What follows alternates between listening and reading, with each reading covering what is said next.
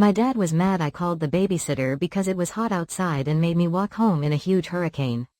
It was 1999 and I was 11 years old. I was about to finish up elementary school and I was looking forward to starting middle school with my friends.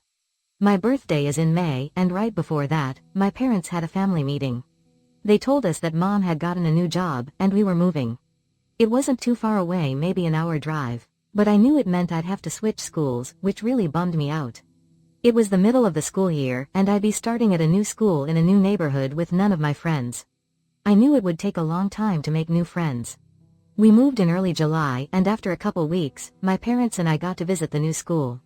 We met the principal and some of the teachers and that's when I learned there weren't any buses that ran by our new street. We lived pretty close to the school, only about 15 or 20 minutes away, and there was a sidewalk to follow. It seemed pretty easy, but my parents were a little worried about me walking back and forth every day, especially after school, when it would be dark outside. My parents both worked full-time. My mom worked every weekday and my dad worked Monday through Thursday, plus Saturdays. It's important to remember this, because it will come up later. My older sister was at college, and my parents didn't trust my brother and me to be alone, so they hired a babysitter to stay at our house every day when we got home. My brother was 2 years younger than me, and he went to a different elementary school nearby. School started in September, and it was hot. Super hot. We had this heat wave that lasted a couple of days, with temperatures around 96 degrees.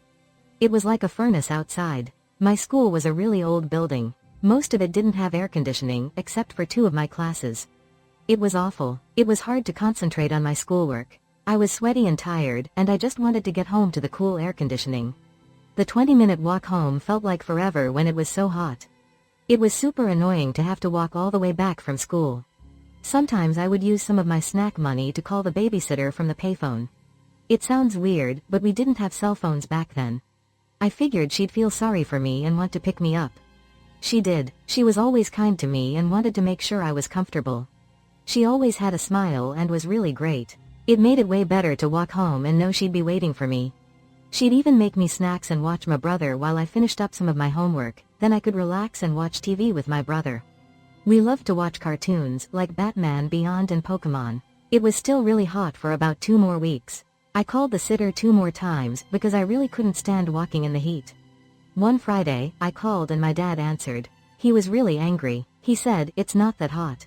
It was 85 degrees that day, which is still super hot, but he thought it was ridiculous for me to complain. He told me I needed to grow up, that I wasn't allowed to call the sitter anymore. He said I just had to walk home, and he'd talk to me about it later. So I walked home. He gave me a lecture, yelling about how I needed to be responsible and take care of myself. I was upset. He really seemed angry. He told me I needed to start walking home every day and never call for rides again. He thought I was being whiny, and he was annoyed that I was asking for special treatment. He even said that maybe if I just stayed at home and watched TV more, I wouldn't feel so tired from school. I was so mad I couldn't even say anything. He made it clear I was going to be responsible for walking home from now on. I just said, okay, and promised I wouldn't call again. About 2 weeks later, we had a huge hurricane. The rain was pouring so hard, it felt like the world was going to end. We got out of school early because it was really dangerous to be outside, even with an umbrella. It was a real mess. People were panicking, trying to get home. The traffic was crazy. I really wanted to be at home and safe. It was already halfway through the day, and the roads were totally flooded. The line at the payphone was super long, and I knew there was no way I would make it home in time. It was pretty scary. I was dripping wet, and I had no idea how I was going to get home safely.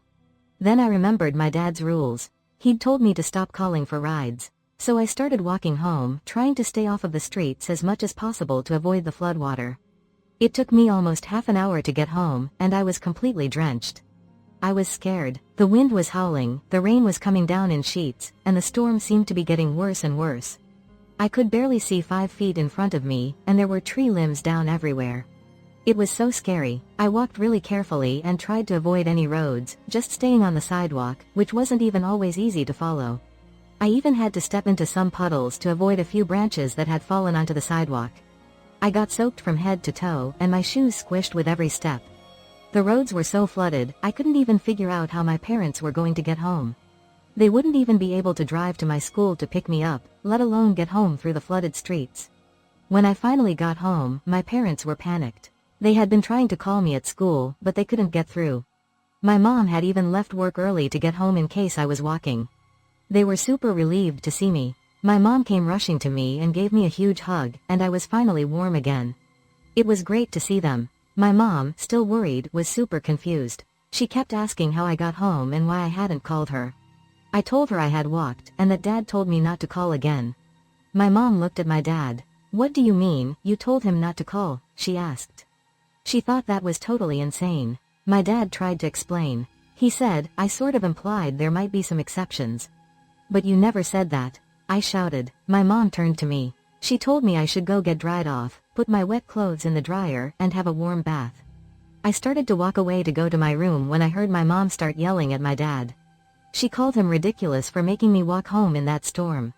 I couldn't even hear what my dad was saying, it was so loud. I could hear my mom getting more and more frustrated, and it seemed like my dad was trying to argue. But they were both talking at the same time, and it was way too loud to figure out what was going on. Later, after I'd dried off and gotten into a fresh change of clothes, my parents talked to me. My mom was still a little upset, but she realized that they had made a mistake. I wasn't just going to stand outside in the middle of a storm, soaking wet. It was silly. My dad actually felt really bad. It had been kind of dumb for him to tell me I had to walk, no matter what. But he wanted to teach me responsibility. He just didn't want me to get spoiled or rely on the sitter all the time, but he had gone too far. It wasn't fair to make me walk home when I wasn't able to safely get in touch with anyone at home to tell them where I was or when I'd be back. They promised me I could call anytime for any reason, but only if it was really an emergency. The next day, Saturday, it was really nice outside. My dad took me to Blockbuster, the video store, and said I could pick out 5 movies. It was pretty cool, because I love watching movies. Then we went out to eat, and he got me a huge pepperoni pizza all for myself. I couldn't believe it. It was the best pizza ever. I even ate some of it the next day. It was so good, I couldn't even share. My dad told everyone about this for months. He couldn't believe he was going to let me eat 5 whole slices of pizza at once. Even though the hurricane was pretty scary, I had a great time that weekend. It was awesome having my dad take me out and make sure I had a great time after all the drama. It was a pretty crazy week. I learned a lot. I know that you're not always right to trust someone to grow up on their own. It really helped that my dad learned a lesson too.